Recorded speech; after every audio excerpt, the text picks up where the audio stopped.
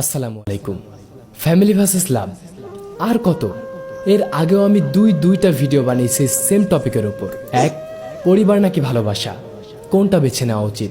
And দুই, পরিবারকে মানাবে কিভাবে। অ্যান্ড আমি চ্যালেঞ্জ করে বলেছিলাম এর চাইতে বেস্ট সলিউশন হতেই পারে না। ইভেন আমি এইটাও কখনো ভাবিনি যে এই সেম টপিকের ওপর আমাকে আর কখনো কথা বলতে হবে। যারা দেখনি তারা আই কার্ড অ্যান্ড ভিডিও ডিসক্রিপশনে লিঙ্ক দেওয়া আছে, দেখে নিতে পারো। এখন মনে প্রশ্ন জাগতে পারে এই ভিডিও তাহলে দেখবো কেন।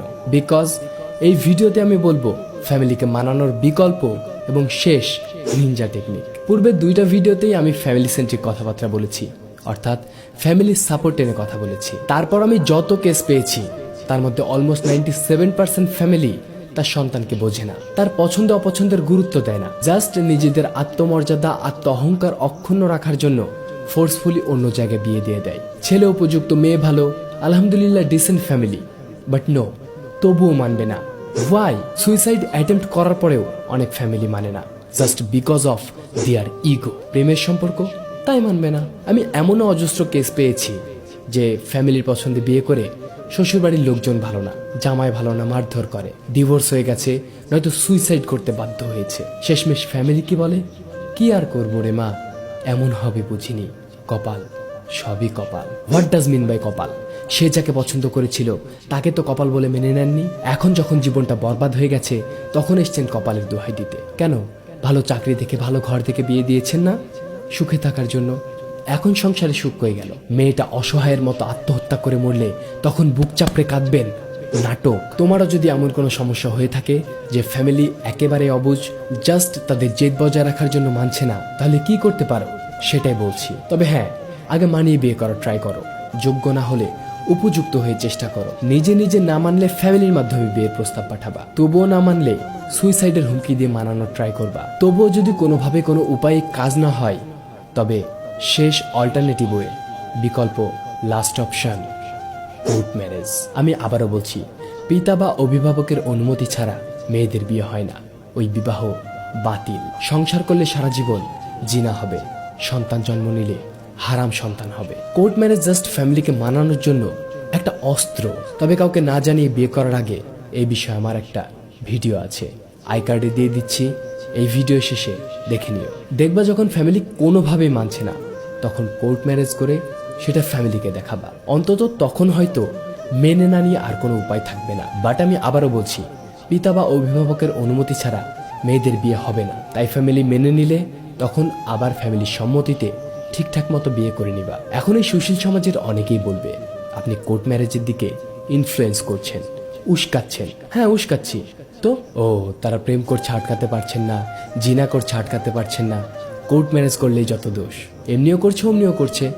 তবুও যদি অন্তত কোর্ট ম্যারেজ করে ফ্যামিলিকে মানাতে পারে তবে আমার হিসেব মতে তুলনামূলক পাপ কম হবে, পরক্রিয়া কমবে, নেশা কমবে, প্লে বয় প্লে গার্লের জন্ম হবে না আর। শেষ আরেকটা প্রশ্ন হয়তো অনেকের মনে আসবে, ইসলামে তো এইভাবে বিয়ে জায়েজ নেই, তবুও কেন আমি কোর্ট ম্যারেজের অনুমতি দিলাম? তাদের উদ্দেশ্যে কয়েকটা গুরুত্বপূর্ণ কথা বলি। এই কথাগুলো সম্পূর্ণ আমার নিজস্ব মতামত এবং ভাবনা। বর্তমান যুগের যে অবস্থা, ফ্যামিলি আজ হোক বা কাল ঠিকই মেনে নিবে, লাগুক না হয় 10 বছর কিংবা নাই বা মানুক। একটা মেয়ে বা ছেলের পাশে তার ফ্যামিলি থাকে কয়দিন, বিয়ে অবধি, তারপর কিন্তু তারা দায় ছাড়া হয়ে যায়। বাকিটা জীবন ওই বিবাহের স্বাদ কিন্তু ছেলে মেয়েকেই ভুগতে হয়। কোনো কিছু শুধরে নেওয়ার রাস্তা থাকে না আর। জীবনসঙ্গী ভালো হলে ভালো, আর টক্সিক হলে জীবন জাহান্নাম। এক বুক জ্বালা যন্ত্রণা বুকে চাপিয়ে রোজ রাতে ধর্ষণ হয় একটা মেয়ে। কার কাছে ধর্ষণ হয়? তার নিজের স্বামীর কাছে। না এই ধর্ষণের কোনো বিচার আছে, না আছে মুক্তি। মনের মধ্যে একজন আর শরীর ভোগ করে আরেকজন। আর সেই কারণে এই সমাজের মেয়েরা নিজেদের ভোগের বস্তু আর কাজের দাসী ছাড়া অন্য কিছু ভাবতে পারে না। স্বামী হয়, সন্তান হয়, বয়স বাড়ি, বৃদ্ধ হয়, কিন্তু মনের মধ্যে জন্মানো ভালোবাসার কখনো মৃত্যু হয় না। এর ভুক্তভোগী ছেলেরা নষ্ট হয়ে যায়, নেশায় ঝুঁকে পড়ে। এক মেয়েকে না পেয়ে অজস্র মেয়ের জীবন নষ্ট করে। না ছেলে ভালো থাকে, না মেয়ে ভালো থাকে। আর ছেলে মেয়ে ভালো না থাকলে তাদের বাবা মা ভালো থাকবে কিভাবে? কেউ কোথাও ভালো নেই। এক বুক জ্বালা আক্ষেপ নিয়ে মরে যাওয়ার চাইতে পছন্দের মানুষটার হাত আঁকড়ে ধরা উচিত। হয়তো মানুষটা ভুল হতে পারে, তবে একটা কথা কি জানো, ভালোবাসার মানুষের কষ্ট পেতেও ভালো লাগে।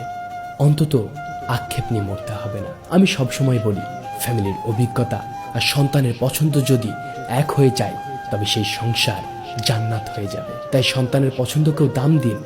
একটাবার যাচাই করে দেখুন, আপনি যাকে পছন্দ করে দিবেন সে যে ভালো হবে তার কি গ্যারেন্টি? তিতা হলেও সত্য, প্রেমিক সরকারি চাকরিওয়ালা হলে মায়ের সামনেও ফোনে কথা বলা যায়। যাই হোক, প্রতিটা সন্তানকে বলবো, কোর্ট ম্যারেজ করার আগে, ফ্যামিলির বিরোধিতা করার আগে সাবধান। কাউকে নিয়ে ফ্যামিলির বিরুদ্ধে লড়াই করার আগে অন্তত 200 বার ভাবা উচিত। নয়তো দেখা গেল তুমি যাকে নিয়ে এত লড়াই করলা সেই দিন শেষে তোমাকে ছেড়ে গেল। বিশ্বাস করো, জীবনে কখনো ফ্যামিলির সামনে মুখ তুলে কথা বলতে পারবে না।